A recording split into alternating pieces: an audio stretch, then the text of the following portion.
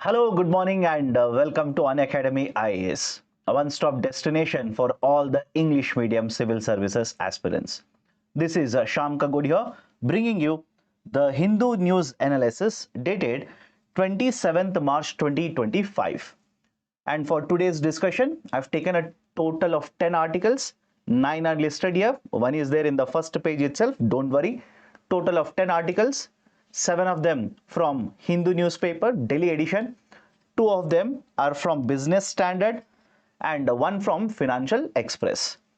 The objective of including these multiple articles from different newspapers is to ensure that the current affairs coverage will be comprehensive, and any kind of question asked in the preliminary or mains examination, you will be able to answer those questions. If you like this initiative, do hit the like button, and if you're yet to subscribe to our YouTube channel, kindly do it right now. Before I start the discussion, today is the last day I've been told that this offer is available for. You can avail the offer at 60% discount, and without having to pay any additional amount, you will get an extension of up to 12 months. Once you subscribe to these programs, you will get access to the bilingual Hindi and English online classes, prelims as well as a mains test series, the reading material as well as a mentorship assistance. Those who are aiming to clear the Civil Service Examination 2026, if you are interested, you can check out the details by clicking on the link provided in the description below. Now let me start the discussion. The first article related to electric vehicles. Right, in the editorial page, there is this discussion from the article from Financial Express as well, so that there is a comprehensive discussion. Point number 1, the government of India has been promoting production as well as utilization of electric vehicles in India. Some of you are saying it is buffering. Can you please confirm whether everything is correct now? Audio and video, please do let me know in the chat section.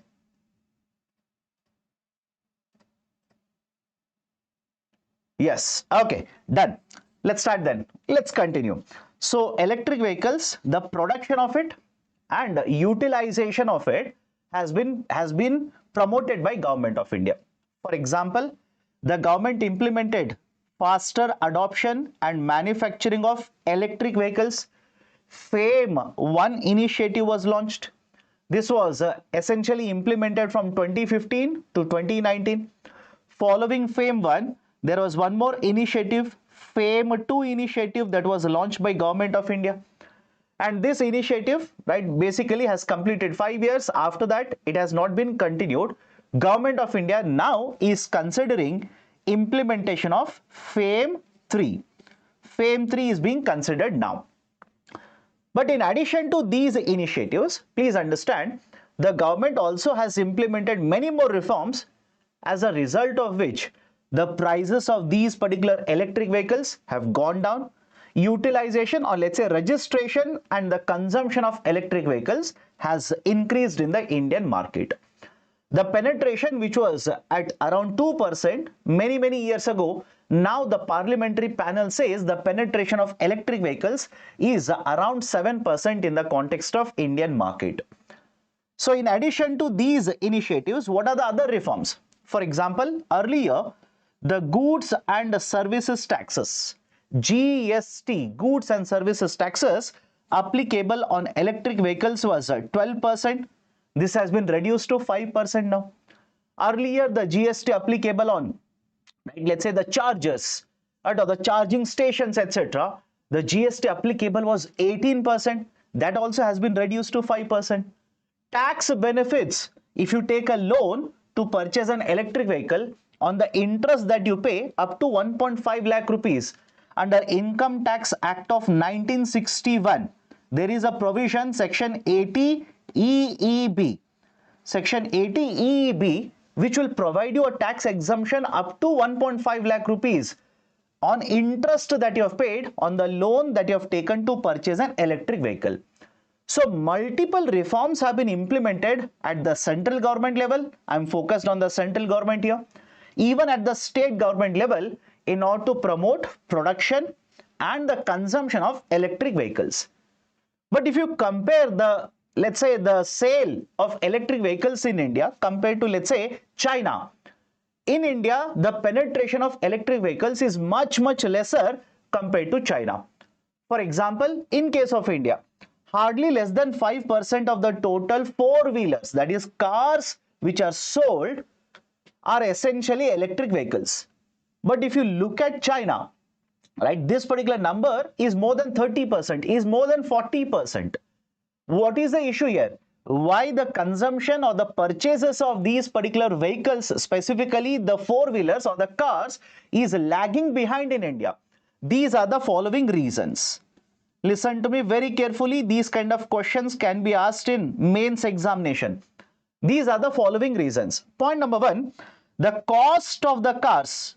Generally, the cost of electric vehicles is higher, but the cost of cars compared to the ICE. ICE stands for internal consumption engine. ICE vehicles, the cost of electric vehicles is much higher. Right? So this is one issue. Second issue is range anxiety. There is this idea called as a range anxiety. What is this range anxiety? If I purchase an electric vehicle, now I know I'll have to keep on recharging the vehicle. I hope all of you know this. By virtue, when I say electric vehicle, I'll have to recharge it. But the problem is sufficient recharge stations are not available. In fact, in cities itself, we do not have sufficient number of recharging centers. So when the electric vehicles have got limited range in terms of, let's say, the distance I can travel. In addition to this, now if the sufficient, let's say, recharge stations are not available in cities, outside cities, etc., obviously I'll be anxious regarding the range or regarding the distance that I'm traveling using the electric vehicle. This is essentially called as a range anxiety. Now, some of you might simply say, sir, in such cases, why not we increase the range of electric vehicles? Just like smartphones. And when I say smartphones and range, I'm talking about the battery size of the smartphones. Gone are the days when you had a smartphone and you had to keep on recharging this smartphone or charging this particular smartphone every 3 hours, every 5 hours, or every 6 hours. Today in the market, and I'm pretty sure you're also using many of them. Today in the market, many of these smartphones, once you essentially charge it, right, this particular battery is sufficient to basically take care of the whole day's activities. So argument is, can we do the same thing in case of cars, the electric cars? In fact, very recently there has been a discussion regarding supercharger. How many of you heard of this? Please do let me know.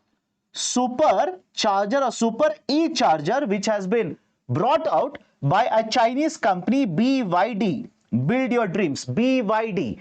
Right? Essentially, this particular charger, the claims of the company is that you charge for 5 minutes. Charge it for 5 minutes, the car will give you a mileage of 500 kilometers. I'm just rounding off the number. The car will give you a mileage of around 500 kilometers. And that is not the claim of only BYD. There is a competitor of BYD in China itself who also claims to give the same mileage, but the charging time is much higher. And when I say much higher, it is about 10 minutes. Somebody will say, sir, what about Tesla company then? Right? Does the Tesla company car also provide the same kind of, let's say mileage when I charge it? Because Tesla is going to enter into India and I'm thinking to purchase a car. Some of you might be thinking like this. Compared to this, Tesla, around 15 minutes of charging will give you around 270 kilometers of distance traveled. So argument is, if you want to cover or if you want the battery to last longer, to basically provide you a higher distance, point number one, you have to invest a lot in this research and development. And second, essentially, you will have to ensure that this research and development, the material, etc., are available in the domestic market. And mind you, the battery price, one of the reasons why the cost of the electric vehicles in case of India is higher is because we are import dependent. We are import dependent. and I'll connect it to the current affairs. Have patience. I'll connect all of this to current affairs. We are import dependent. The kind of, let's say, the raw materials, for example, the rare earth minerals, or let's say various other components to manufacture these electric vehicle batteries, we import, for example, lithium. So argument is, because we are import dependent, the cost of the imports would be higher. That will drive up the cost of the electric cars in India. And because the cost is higher, right, we have range anxiety. We do not have sufficient amount of charging stations installed across the cities. Forget about other parts of India. Across the cities, the adoption of electric vehicles in case of India has been limited. It has been limited. But having said so, it doesn't mean that the government is not doing anything here. For example, I was talking about, let's say, the batteries. The government of India under PLI, the famed PLI government of India, regarding which we have discussed earlier also, under PLI, one of the sectors or one of the areas that has been covered is associated with automobiles, specifically electric vehicles. Done? Everybody is okay with the idea here? Now, how do you connect all of this to current affairs? How do you connect all of this to current affairs? Right? The connection is very simple. The government of India very recently, as a part of the finance bill, has announced making certain changes to tariffs. Yesterday also I had mentioned this, correct? The government of India, that is the finance minister, on the floor of the parliament, while discussion is happening regarding many of the changes that have been announced by the government as a part of the finance bill, one of the very important announcement was rationalization of the tariff structure. Many of the components that are needed to produce electric vehicles in India, many of the components that are needed to essentially produce electric vehicles in India, now, right, these have been covered under this rationalization announcement of government of India. And this is expected to boost domestic manufacturing associated with electric vehicles. Right, so I've essentially covered two articles here. One, the editorial in the Hindu newspaper, and the second one, the parliamentary panel report which has been submitted to the parliament very recently, which again basically talks about FAME initiative, FAME 3 initiative, the requirement to announce a FAME 3 as soon as possible, etc. Done? So everybody is okay, everybody is on the same page with me regarding electric vehicles. Any kind of questions are asked in the mains examination, mention all of these particular pointers. Now, MCQ number 84. Consider the following statements. The GST on EVs, electric vehicles, charges and charging station is 5%. It should be charges, but don't worry. Second statement, interest paid up to 1.5 lakh for EVs can be claimed as a tax deduction under the Income Tax Act of 1961. How many of or which of the two statements are true? Do let me know in the chat section. Otherwise, have patience. I'll give you the answer later. Venkatesh Sai, my dear, PLI means production linked incentive. I believe around 3 to 4 days ago, when I taken the let's say the Hindu news analysis, I had a detailed discussion regarding PLI, right? Please check out, right? I've had a detailed discussion regarding this. Let me go to the next article. Role of communities in water conservation. Role of communities, that is society, in water conservation. Point number 1, there is a requirement to conserve water in India. There should not be any doubt regarding this kind of a statement. Reason being, you require water for domestic purposes, you require water for commercial purposes, you require water for agriculture purposes. These are, right, some of the very important uses of water. Now somebody will say, sir, what about drinking purpose? You did not mention the term drinking water. My dear, domestic essentially involves drinking water. So point number 1, we need to conserve, or we need to focus and have policies to ensure that there is sufficient water or conservation of water that is done. But when you say conservation of water is required, what is the role of society in that? What is the role of the society? Should we always leave it to the government of India or the state governments to implement policies? Don't you think this kind of, let's say, efforts in conserving water will also require the participation of the society, participation of all of us, so that the whole of government approach or multi-stakeholder approach shall be followed and these kind of initiatives are efficiently implemented. For example, multiple times you will come across the term called as a whole of government approach.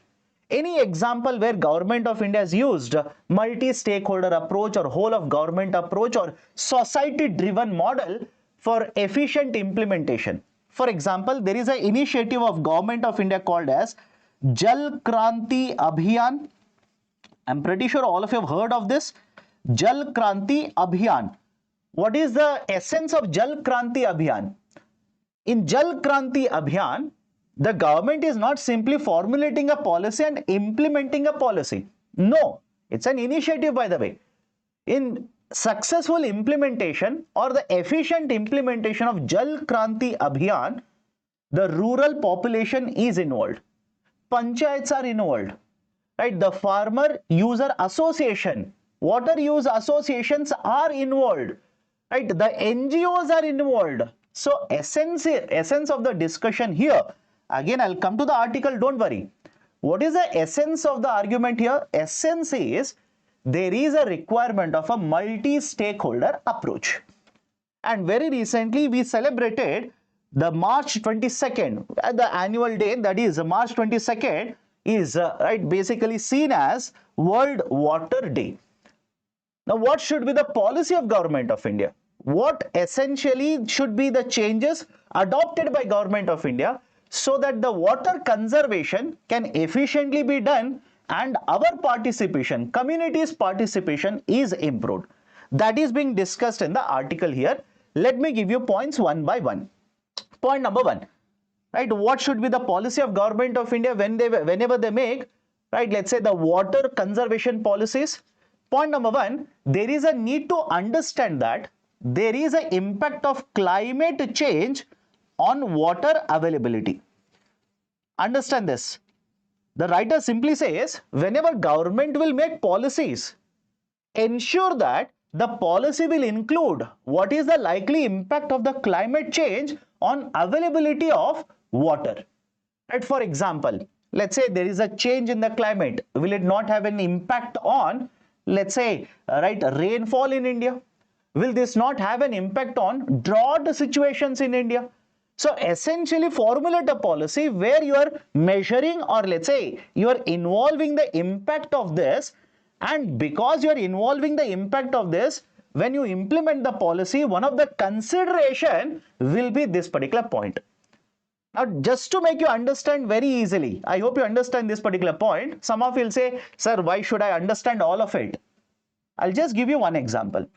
When you go to write UPSC examination, don't you think you should consider multiple factors in addition to preparing for UPSC examination? Please do let me know. Right, I'm looking at the chat section, by the way. Do let me know. For example, somebody will say, sir, what? I thought preparation is the only important point I need to focus upon. Yes, you need to be focused on the preparation.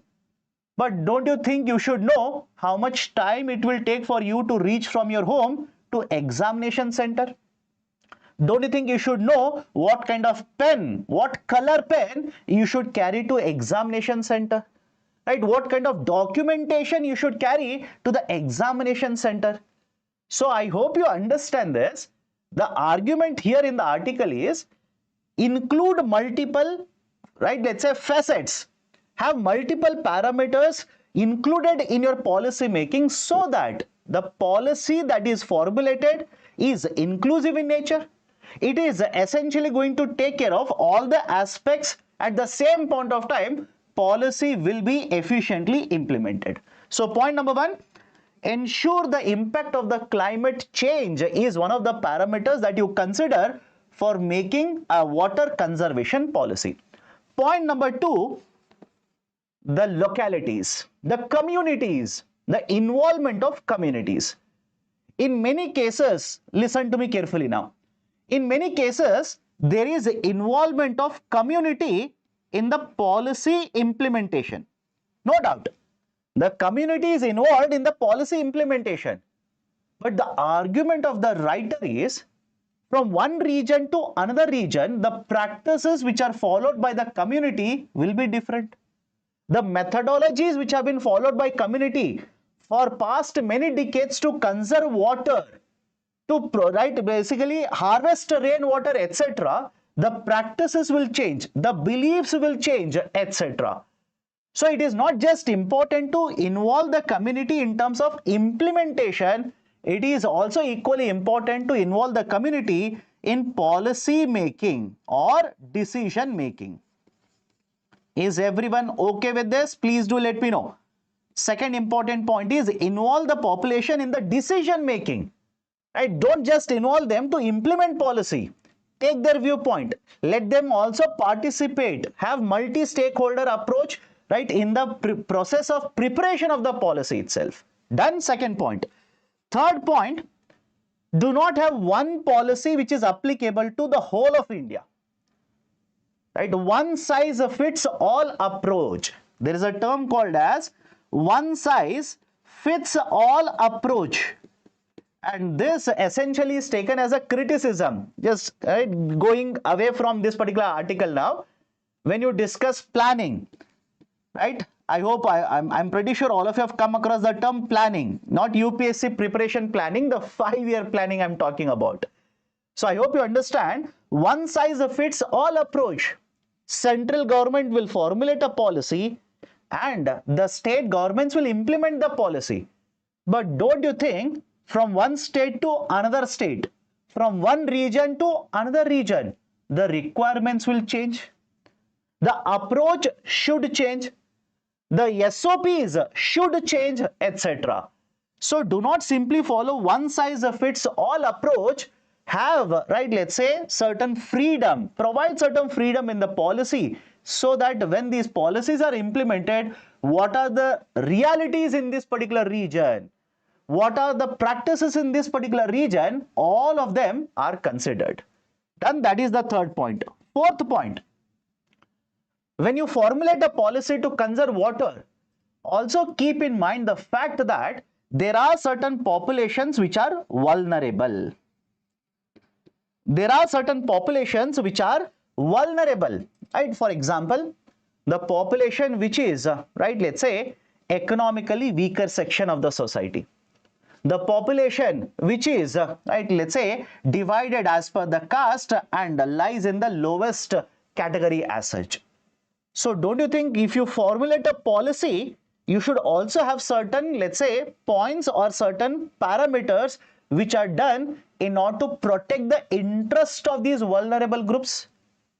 Correct? You should have certain, right, let's say, parameters in order to protect the interest of these vulnerable groups. And somebody will say, sir, what about, let's say, water conservation? How can you bring in this kind of a concept in water conservation? My dear, let's say there is a particular village. In this village, right, let's say water conservation is done. Water which is conserved is present in a well. Now, do you think in this particular village, equal access is given to everybody? I talk about the reality. Don't talk about utopian concept. Talk about the reality. So argument is very simple here. There are certain sections of the society which are vulnerable groups.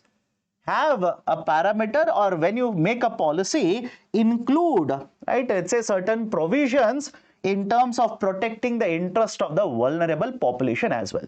And finally, the fifth one, right now, whenever policies are made, generally you will see there is a fragmented approach. There is a fragmented approach. What do you mean by fragmented approach? Essentially, we will use a technical term called as a silo-based approach.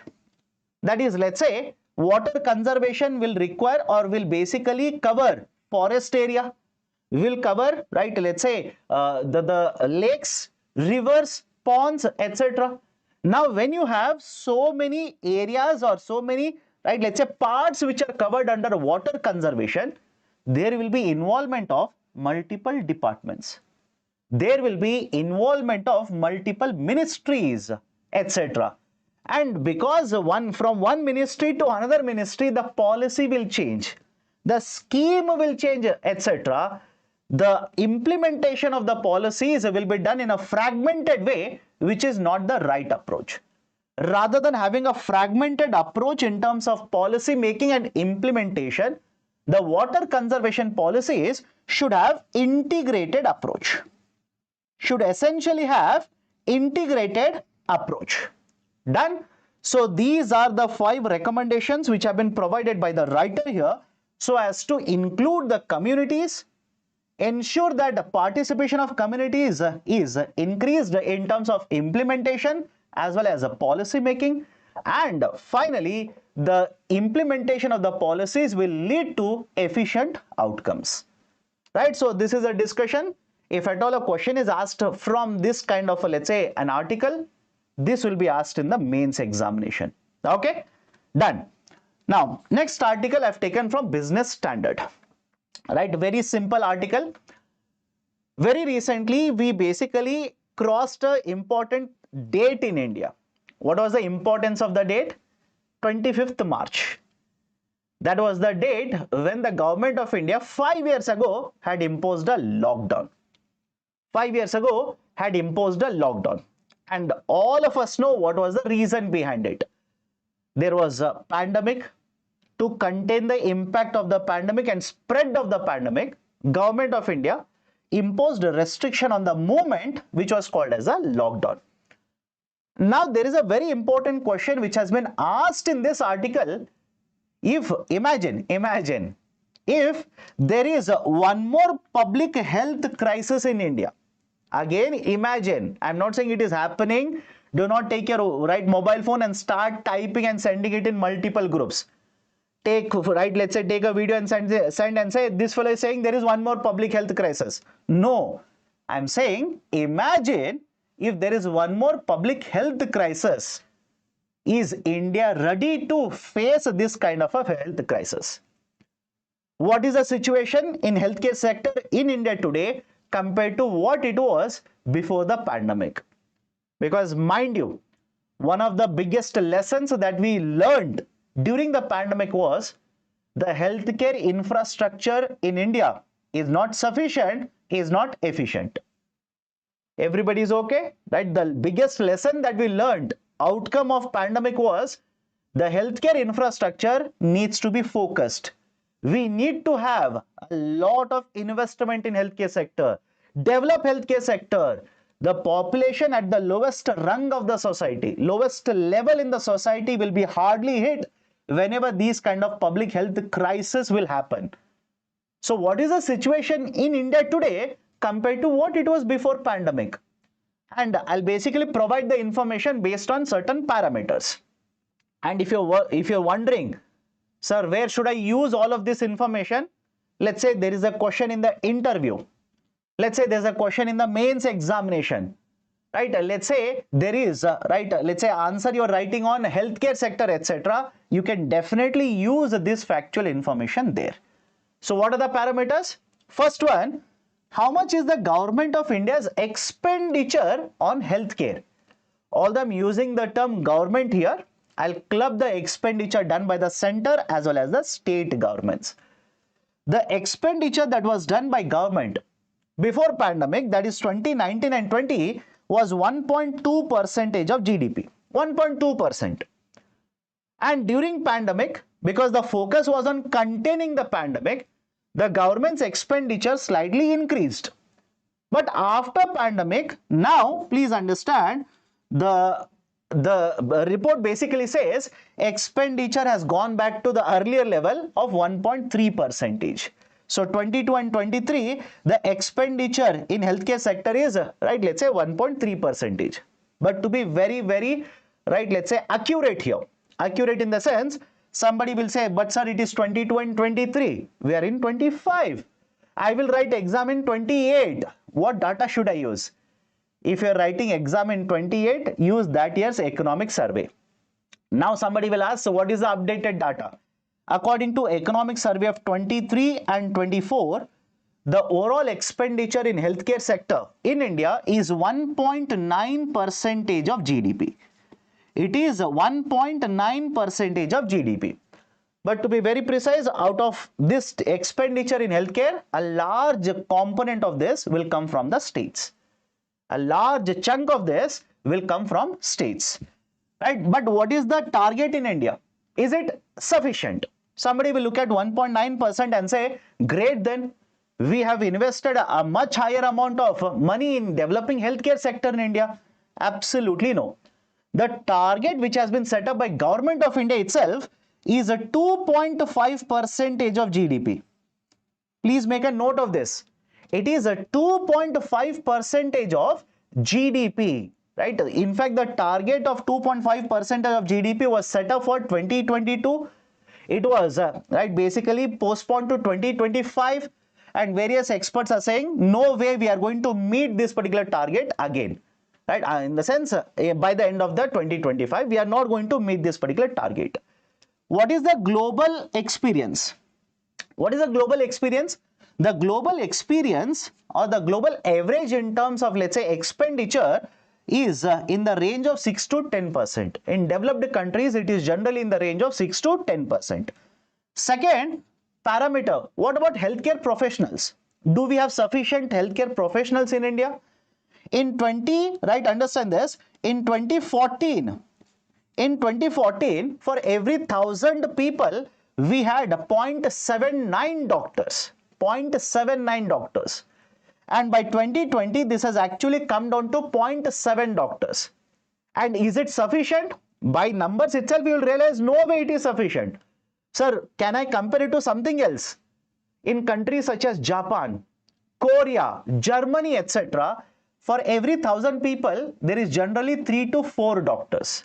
3 to 4 doctors. Right? So that is basically the highest benchmark. Global average is 1.6 to 2.5 doctors for 1,000 people. What is the number of hospital beds? The hospital beds essentially, okay, please make a correction here. It is not 2014, it is 2023-24. Okay. So hospital beds, in 2014, 1.7 beds were available for 1,000 people in India. In 2021, 1.6 beds are available, which again essentially means you need to increase the number of hospital beds. In fact, the article simply says there is one interesting observation that you need to make. Back in the year 2005, China and India, right? Because most other times you will compare yourself with China. That's what I'm exactly doing. So back in the year 2005, China and India, both of them had 1.9, right? 1.9 beds for 1,000 people. But now, in case of China, it is much higher compared to India. The reason behind this is very simple. China, over a period of time, has invested heavily in development of healthcare infrastructure. Okay? And finally, out of the pocket expenditure, in case of India in 2017 and 18, 48.8% of the total expenditure in healthcare was out of the pocket. Out of pocket simply means if you spend 100 rupees from your pocket, how much money is being spent on a healthcare? And before you ask me, then sir, who is going to pay remaining? Insurance, government, etc. So this particular number, according to the government data, has in fact come down in 21 and 22. It has come down to 39.4. So please make a note of all of these particular factual data. Again, factual data. Where can you use it? If there is a question on healthcare, use this data. If there is a question on why should we reduce GST, why should we reduce GST on health insurance, use this particular data. Right? Why should we basically invest more and more to the extent of 2.5% of GDP on healthcare sector, use this data. Everybody is okay? And those who are wondering, like I said, every session that I take, there is one question in the chat section. Where can I get the PDF? You can get this particular PDF after the session is over from my Telegram channel. Okay. Now, next article. In Hindu newspaper today, whether it is Bangalore edition or Delhi edition, in a very small corner, very small article is given that is, the Delhi High Court has permitted J and K member of parliament to attend parliament. Right, a member of parliament, MP, has been allowed by the judiciary to attend parliament. Right, rest of the newspaper is filled with that article, this MP said that MP said this, etc. Those are not relevant for civil services. If you ask me, this is relevant to civil services. What are the important points you need to make a note of here? Point number one, if there is an MP and member of parliament, if there is an allegation, if there are certain charges against this particular member of parliament, is this member of parliament allowed to attend parliament? That is this MP allowed to participate in the proceedings of the parliament? Please understand, according to provisions of RPA, Representations of People Act, if an MP is convicted, please remember this, if an MP is convicted and he is or she is sent to jail for a period of 2 or more than 2 years, in such cases the membership is disqualified. The membership is disqualified. But if there is an MP who is sent to jail, there is allegation, the charges have been filed, and judiciary is taking its own time to basically issue the judgment, hear the case and issue the judgment, proceedings are happening. In such cases, just because allegations are there, they are automatically not barred from the participation. Is my statement clear? Automatically they are not barred from the participation, but it doesn't mean automatically they will be allowed to participate as well. Why? Listen to me carefully. Under Article 105 of Indian Constitution, there are certain powers and privileges which are provided to MPs. One of them is essentially right to attend the parliament. They have every right to attend the parliament.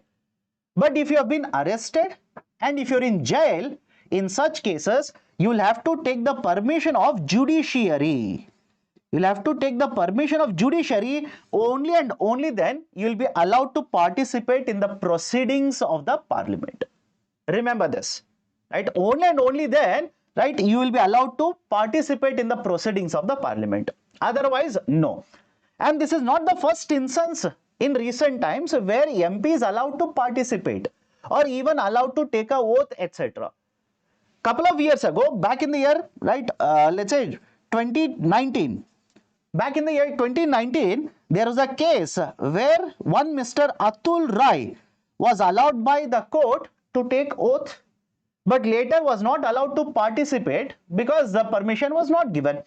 There was a very recent instance in the year 2023 where Amrit Pal Singh, who has been arrested under various provisions, he was allowed by the judiciary to take oath, but later again, not in participation of the proceedings.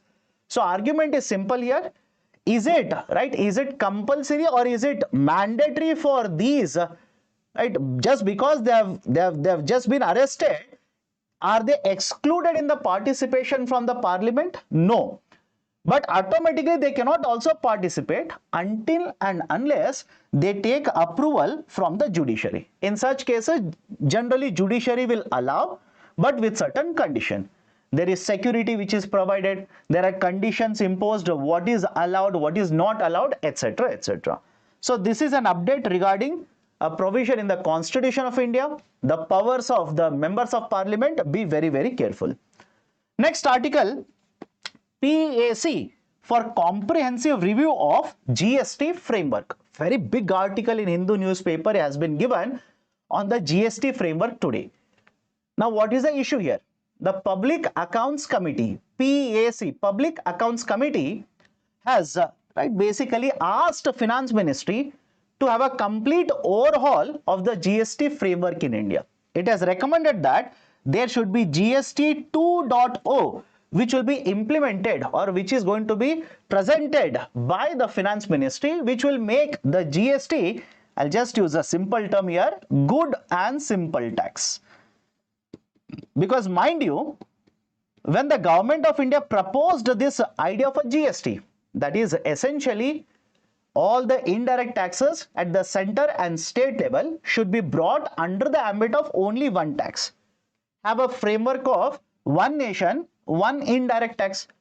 But please understand, as of now, if you simply ask me, are all the indirect taxes under GST? The answer is no. There are certain taxes at the state level, for example, taxes on alcohol, taxes on petrol, diesel, etc. Again, to be very precise here, somebody will comment in the section and say you're wrong there. For petrol and diesel, the GST is there, but there is no announcement of GST rate. Is it okay? Even today on petrol and diesel, the state separately will impose a tax. The center separately is imposing taxes. Then indirect taxes, by the way. So argument is the PSE has given certain recommendations to improve the situation of GST, to make GST much more efficient. For example, what kind of recommendations have been provided? Right now, there is a problem associated with the GST called as compliance burden. There is an issue called as a compliance burden. What do you mean by compliance burden? Imagine I'm one of the GST taxpayer, a company which is covered under GST. There are certain documents that I will have to file on monthly basis. There is certain data or certain documents that I will have to file on a quarterly basis. So there are different types of taxpayers. And because there are multiple types of taxpayers, they will have to keep on filing returns. I'm using the term returns here, which means a submission of the data to the government on periodic basis. Some for monthly, some have to be doing it quarterly basis. The problem here is, because this is uniformly applicable to all the companies like this, don't you think larger companies will have multiple resources at their dispense to file these, whether on monthly or quarterly basis? But for a very small company such as, let's say, my company here, which is a micro enterprise, or let's say small or medium enterprise, I do not have all the resources. Am I digitally literate? No. But the government says keep on filing all of this data, right? So essentially I will have to hire an expert, and when I hire an expert, right, that expert will not do it free of a cost. Nobody will do anything in free of cost under GST like this. They will charge money. So compliance burden, for me, compliance burden essentially means, right, the expenditure that is incurred by the companies whenever they will have to follow and implement the policies. Whenever you will have to follow the guidelines, how much expenditure you will incur, that is called as compliance burden. So compliance burden is higher. Can we reduce compliance burden? Why not reduce compliance burden? How? For example, let's have a staggered approach in terms of filing returns. Staggered approach means, let's divide taxpayers, that is the companies, based on the size of the company. Large companies, you can ask them to file returns on monthly and quarterly basis. And very, very small companies, why not ask them to simply file returns on quarterly, or let's say once in 6 months? Is the logic okay with all of you? Is the argument okay? Right, so reduce compliance burden. That is the first very important recommendation. Second very important recommendation is refunds. GST refunds. Refunds regarding GST. Because mind you, imagine I am one of the taxpayer under GST. I will pay GST when I purchase raw material. I will collect GST when I will sell the product. I will file the returns. I'll get the input tax credit. But beware of this particular fact. When you file the documents, immediately the government will not give you refunds. Immediately the input tax credit will not be given to you. Generally, it takes around 60 days. According to the government documents, generally it takes around 60 days. The argument of the PSE is, why? Why should you take so many days to provide these, let's say refunds to the taxpayers? Can you smoothen this particular process? Can you reduce the time taken? At least can you set up a helpline whenever the taxpayers Right? Whenever the taxpayers have problem, they will get access to this helpline and their problems will be addressed. Right? So these kind of recommendations have been provided by the Public Accounts Committee, which has called for a complete overhaul of the current GST structure. Everybody is okay? Right? Somebody is talking about, right, let's say appellate tribunal, somebody is talking about this, etc. I will not discuss those concepts because I firmly believe those are not required for UPSC.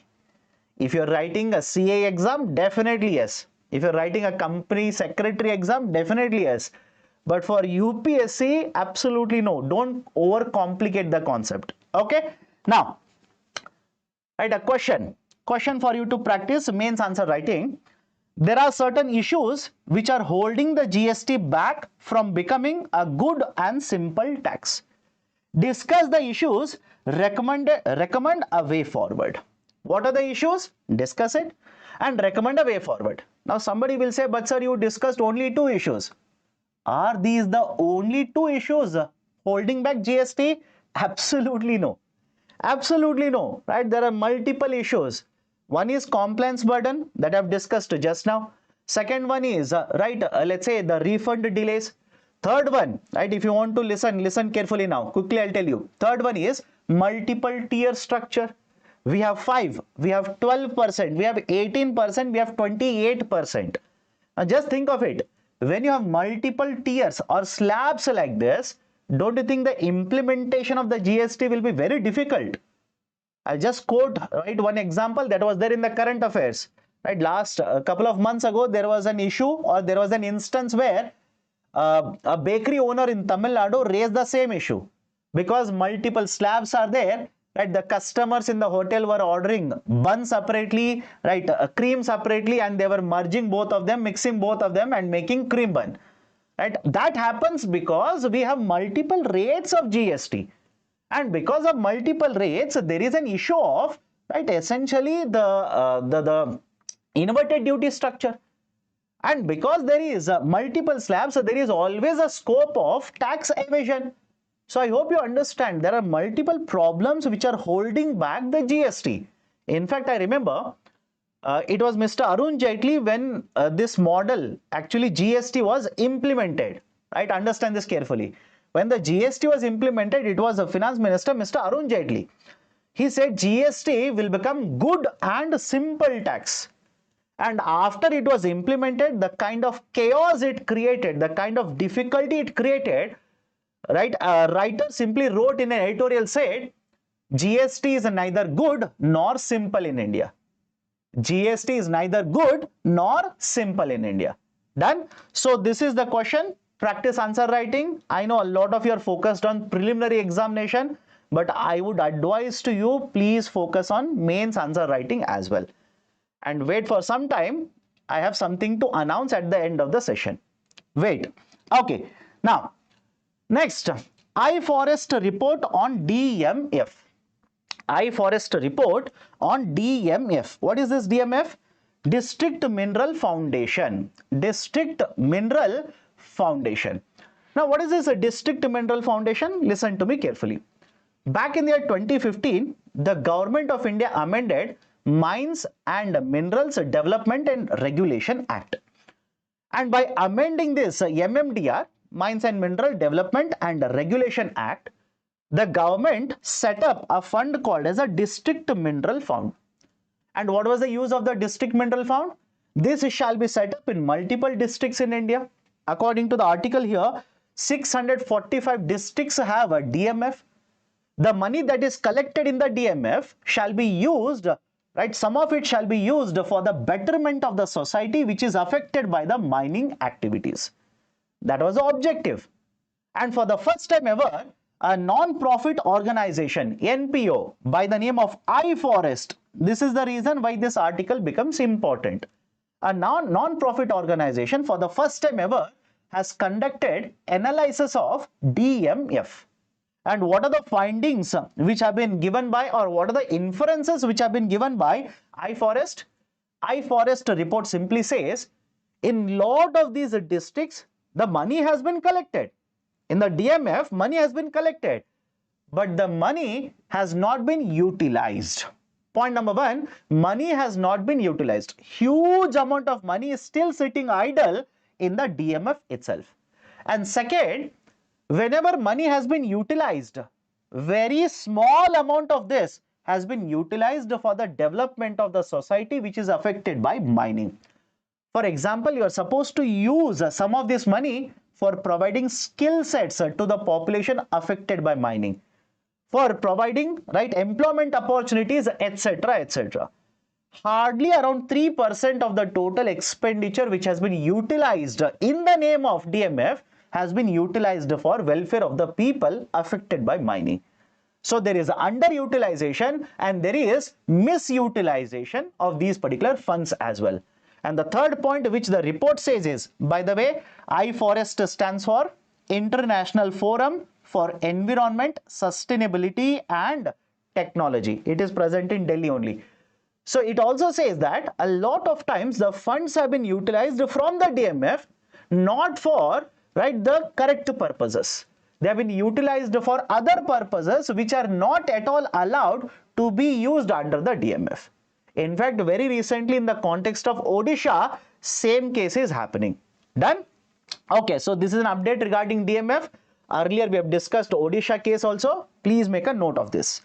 Next one, Tribhuvan University, Tribhuvan Government University. Now a bill has been passed by the government or by the parliament. Although very small article is given in Hindu, this is important article, very important article. Reason being, please understand, cooperatives in India are very, very important. What is a cooperative?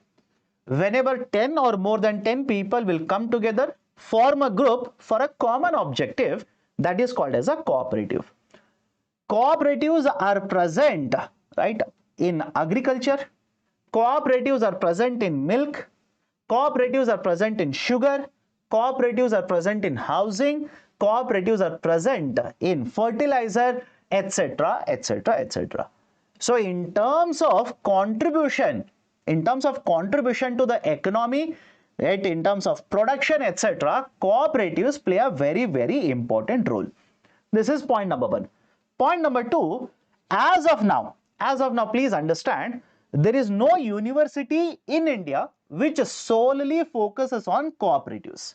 What do you mean by solely focusing on cooperatives? For example, there is no university which provides research, development or studies to be undertaken only on cooperatives. There is no university which provides graduation on subjects covered under or for promotion of cooperatives. Again, dedicated university. That is the wording here, dedicated university. Sir, is it the same case in other countries? In other countries, for example, understand this, in countries such as Germany, Kenya for that matter, Colombia, Spain, these are some of the countries, which can be quoted as examples where universities which are dedicated for cooperatives have been established. But in case of India, there is no dedicated university for cooperatives. And that is the precise reason, one, Government of India set up Ministry for Cooperation. Okay, Government of India set up Ministry for Cooperation. And point number two, back in the year 2021, the Minister for Cooperation, that is Mr. Amit Shah, stated that the government is considering setting up a university focusing only on cooperatives. Focusing only on the cooperatives, the government is considering setting up of a university. In fact, government considered 4 places where they were likely to set up this university. But finally, the Government of India now has announced, with the passage of Tribhuvan Sahakari University Bill 2025, this will be set up in the Anand district in Gujarat. In Anand district in Gujarat, this will be set up. Done? What is the use of this kind of a university? Point number one, now there will be dedicated subjects which will be provided, which are connected to promotion of cooperatives in India. There will be research which will be promoted in focus of cooperatives in India. right? Lot of graduations or degrees will be provided, and this essentially will lead to, let's say, certain experts who are, right, basically focused on the participation as well as promotion of cooperative structure in India. Everybody is okay? Neetu Gupta says, why not other state? My dear, in fact, this was one of the question raised in the parliament yesterday. The minister basically said, this we are setting up in Anand, that is in Gujarat, because they offered us land. They offered us land, right? Because they offered us land, we basically decided, let's set it up here. Okay, done. Right, so this is an important point. Please focus on this. Questions can be asked in the mains examination as well as prelims. Consider the following statements regarding cooperatives. All the cooperatives in India are regulated by central government. The cooperatives ensure that there is a democratic functioning by following the principles of one member, one vote. And the third one, right to form cooperatives is a fundamental right. How many of the statements are true? Do let me know in the comment section. Next one more article, that is a film by the title Santosh, by the name of Santosh, has been blocked by CBFC for theatrical release in India. It has been, right, been blocked, or no certification has been issued by CBSE for theatrical release in India. What are the important points? Please listen to me carefully. Whenever any movie has to be released in theaters, you need approval or a certificate from an authority, CBFC. Now, CBFC will review the movie. If they want, they will demand certain cuts to be done. If you agree to the cuts, based on, right, let's say their assessment, they will give you a certification. Now you can use this certification to start screening the movie in theaters. This movie, which has been acclaimed in multiple countries, has won multiple awards. In fact, to be very precise, even I was waiting to watch this particular movie in a theater. But now CBFC says, no, this particular movie, we are not going to allow it to be shown in theaters. This is point number one. Point number two, right? Somebody will ask me, sir, why? Why did you wanted to watch this particular movie? My dear, because I've been following a work of a particular artist here by the name of Sunita Rajwar. I don't know how many of you have heard of her. And again, don't worry, UPSC is not going to ask you this. UPSC no way will ask you this question, right? I'm following work of artist by the name of Sunita Rajwar. She has worked in Panchayat. She has worked in Gullak TV series or web series. Right? I wanted to watch her, right, in a bigger screen regarding, let's say, because there was a lot of accolades given for her role in this, in addition to the lead role. So argument was, what will happen now? Again, come to UPSC. What will happen now? What will happen is very simple. There are two solutions to this.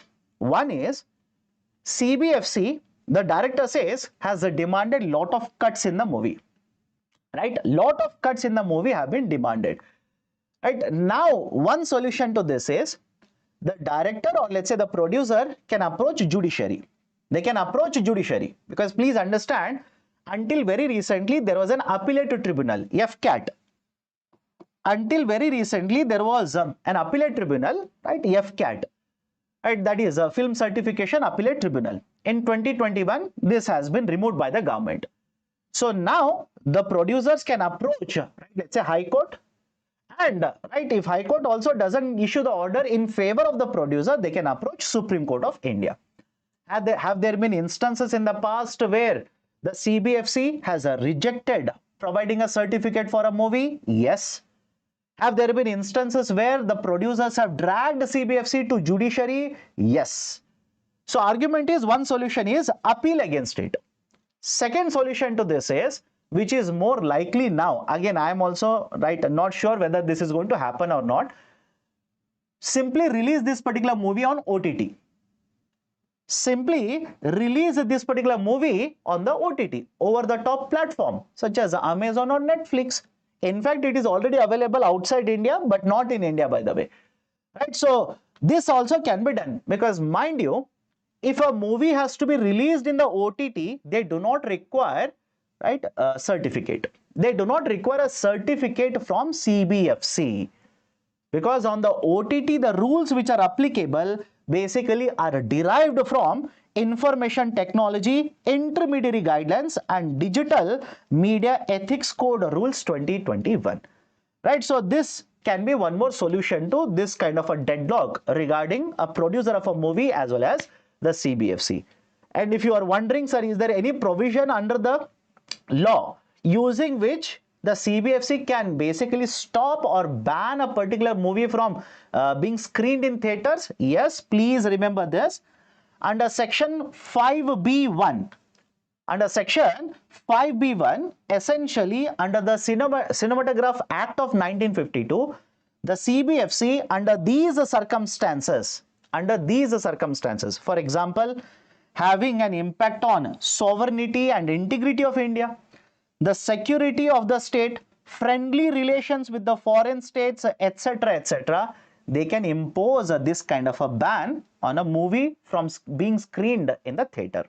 But a larger argument here, the CBFC has given arguments such as there are certain dialogues which are promoting or which are depicting police brutality in India, which are depicting, right, misogyny, right, misogyny is being promoted, right, or Islamophobia is being promoted, etc. Citing these reasons, the certificate so far has not been issued for this particular movie.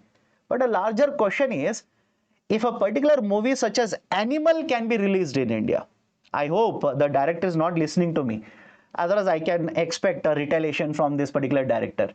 When a movie such as, let's say Marco can be released in India, or Animal can be released in India, which has such kind of a violence, etc., why not this particular movie? Again, that is some food for thought for all of you. Next article, status of policing in India. Because this article appeared in newspaper, there was one more very interesting article in Business Standard.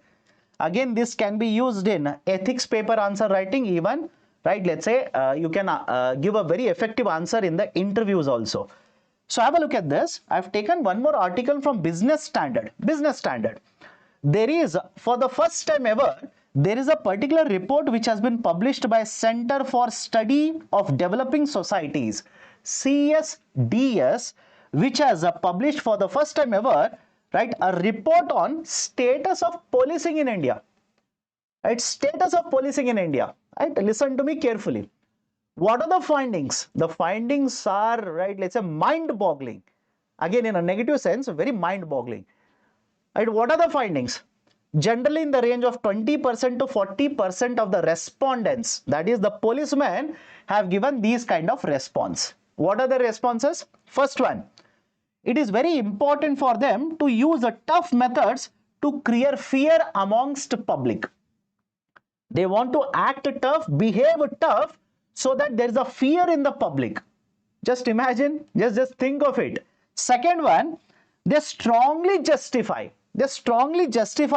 mob violence in cases of sexual harassment and child kidnapping. If a mob will take law in its hand, attack a kidnapper, attack a sexual, person accused of sexual assault, they are in favor of it. And again, before I go forward, not all the policemen, generally in the range of 20% to 40% range, generally in the range of 20% to 40%, right? So they are strongly in favor of mob justice. Third one, killing dangerous criminals is better than giving them a trial. Just think of the, right, let's say findings. To what extent, right, let's say the policing is being done in India. What is the mindset of the policeman in India? And again, I'm not painting everybody with the same brush. The findings clearly say in the range of 20% to 40%. And if you're wondering, and I know many of you will agree with this. I know many of you will basically agree with this. But please understand, once you go to interview, please do not accept these kind of statements. Don't say, I agree with mob justice. Then basically you will have to agree with what happened, right, with that particular hotel in Mumbai now. You'll have to agree in multiple instances, which are not justiciable, which are not justified. There is rule of law. There is always a rule of law. You agree or disagree with somebody else's opinion There is a rule of law. Follow that. And if your first option is IPS and in the interview they'll ask you, is mob justice okay? And you are of this particular mindset and say, yes sir, mob justice is acceptable for me. Then you can basically say tata bye-bye to your IPS post. To fulfill their responsibilities, they should be allowed to use force. What is the force they are talking about? Third degree. Third degree. Right? They are basically saying we should be allowed to use the third degree. Now, please understand, somebody will, I know, many of you will basically say, but sir, right, these criminals are very bad, right? They should be beaten so that truth comes out, etc. In that case, if it is made legal, if it is acceptable, then don't you think there will also be a misuse of all of these particular provisions? I hope you understand.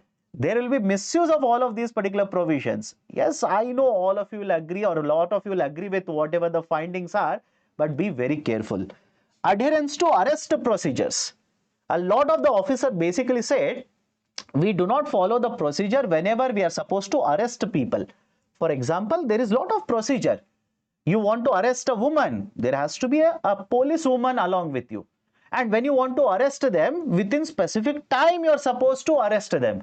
When you take them to police station, there is a procedure. When children are arrested, there is a procedure. So be very careful. These are, right, understand this, these are the findings of this particular report which has been published for the first time. Survey has been conducted for the first time in India. You can use this particular data to justify your answer when you write, let's say, mains answer in ethics paper or even in the interview. Done?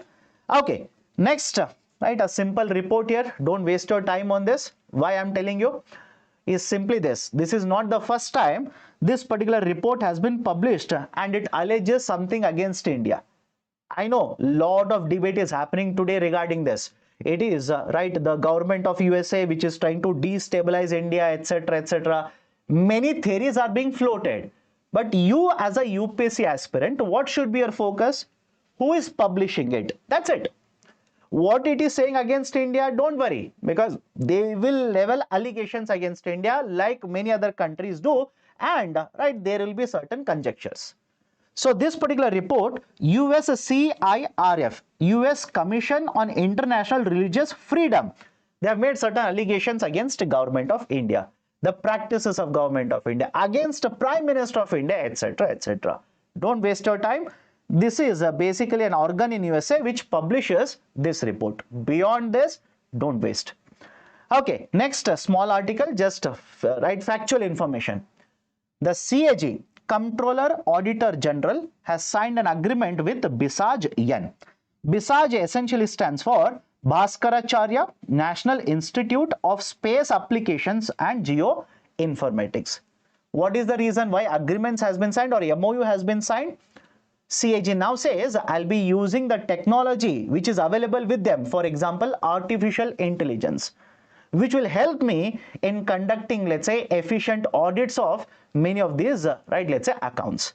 So multiple types of technologies will be offered by BISAG-N to the Comptroller Auditor General so that the efficiency, the speed, etc. of auditing processes can be picked up. Right, so this is one more article. Again, this and this I have not given in the listing earlier because I don't think so these are too much important for the UPSC examination, just factual information. Done? Right, so I'm done with the articles now. What are the key answers for MCQ 84 and 85? Consider the following statements. The GST on EVs, charges and charging stations is 5%. Yes. Charges, yes. The interest paid up to 1.5 lakh for EVs can be claimed as a tax deduction. Yes. Under, I've told you, section 80EEB of Income Tax Act of 1961. Right option is option C. Both of them are correct. 85. Consider the following statements regarding cooperatives. All the cooperatives in India are regulated by the central government. Please understand, no. Right? Please understand, no. If it is a cooperative which is present in only one state, the respective state government will have regulation. If it is a cooperative which is present in multiple state, multi-state cooperative, then it will be regulated by the central government. Second statement, the cooperatives ensure that there is a democratic functioning by following the principle of one member and one vote. Yes, yes, cooperatives function on a concept of one member, one vote. It is essentially a feature of cooperatives. Okay, third one, right to form cooperatives is a fundamental right. Yes, 97th Constitutional Amendment Act. That basically says right to form cooperatives is a fundamental right. So 2 and 3 are correct. Right option for this question will be option B. Only 2 of the statements are true. Now coming to the last part of the discussion, I will not be discussing anything now related to today's newspaper. I'm going to address questions of the students from yesterday's video. So if you are somebody who will simply say, sir, I'm done, you can move now. Okay, so what are the questions? First one, is the discussion related to rationalization of import duty of further expansion of FTP 2023. The government of India specifically has not said anything related to FTP 2023. For the last couple of years, the government of India has been implementing rationalization policies. What is the concept of depository receipts? Depository receipts essentially represent shares of a particular company. But these depository receipts are listed in another country. For example, right, listen to me carefully. Quickly, I'll explain this. Infosys is an Indian company. Rather than listing the shares in USA, they will list an instrument called as a depository receipt, which will represent the shares of Infosys company. Done? Okay, right, that is essentially depository receipt. Can only Indian companies do in USA? No. Indian companies can do it in USA, can do it in other countries. Other companies from other countries can do the same thing in the context of India. Okay, please explain difference between FDI and FPI. Right, what is FDI and FPI? FDI stands for Foreign Direct Investment, Foreign Portfolio Investment. Here, a foreign company will invest in physical assets. Here, a foreign institutional investors or foreign investors will invest in financial assets. Financial asset, shares. Here, the investment is done generally for a longer duration. Here, for quick profitability. Very difficult to attract investment under the first one. Very easy to attract investment in the second one. In the first one, when the investments will come, they generally tend to stay for a longer duration. Here, fly by night money. Any time they want to come, they will come in India. Any time they want to exit, they will exit. Okay, FDI and FPI. Okay. And by the way, see, many of you, when I make a mistake in saying or let's say writing, you'll point out and say, sir, spelling mistake is there. See the spelling mistake here. Okay, again, on a lighter note, don't simply say, how dare you correct my spelling? I'll write however I want to. Okay, when they say increase in interest, the foreign investment will increase. Here, interest which is increased is for credit or deposits. My dear, here, whenever they say interest rates are increasing, interest rates are reducing, etc., please understand, interest means lending and borrowing rate of interest. Somebody is lending, they will charge a rate of interest. Somebody is borrowing, they'll pay rate of interest. So when they say interest rates are increased, they are simply talking about overall interest rates in an economy, what is happening. Okay. What are real sector of economy? Please explain. Real, right? Understand this. Whenever you talk about economy, they can be divided into two parts. One classification, real and financial. In financial, you focus on financial instrument. For example, shares. For example, loans. These are financial instruments. So in real sector, production happens. Whereas in financial sector, financial services, financial instruments are covered. Okay. Sorry for another question. Okay. Can you explain sunset clause in anti-dumping duty? Anti-dumping was very recently there in the newspaper. Sunset clause in any context for that matter. In any context, again economics. In economics, sunset clause essentially talks about expiry date. It talks about expiry date. Could you please clarify the difference between SGB and GMS? Additionally, since gold is considered a capital asset, Why does the import contribute to the current account deficit as you mentioned? My dear, listen to me carefully. For us, gold is an asset. But when you import, it is part of trade. It is part of merchandise, right? And merchandisers are essentially listed under the current account of balance of payments. And that is the precise reason the current account deficit widens. Clarify the difference between SGB and GMS. In SGB, sovereign gold bond, you invest in physical, not physical, paper gold. In sovereign gold bond, you are investing, instead of purchasing physical gold, you are purchasing an instrument which represents a gold. In the deposits that I've discussed under the GMS, you you basically deposit gold and you get returns. Right? That is essentially the fundamental difference between both SGB and the deposit scheme under GMS. Done? Now, final point.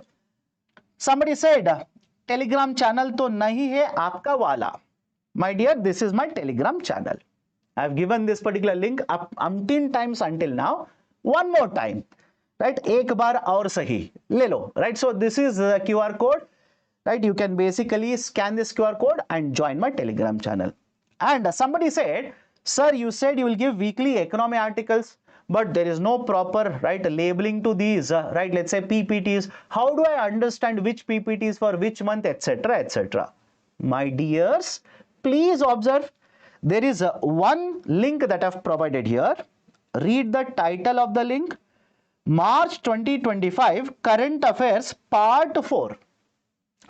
March 2025 Part 4 Descriptive Answer Writing Practice Questions. Now tell me how much more simple you want me to make this.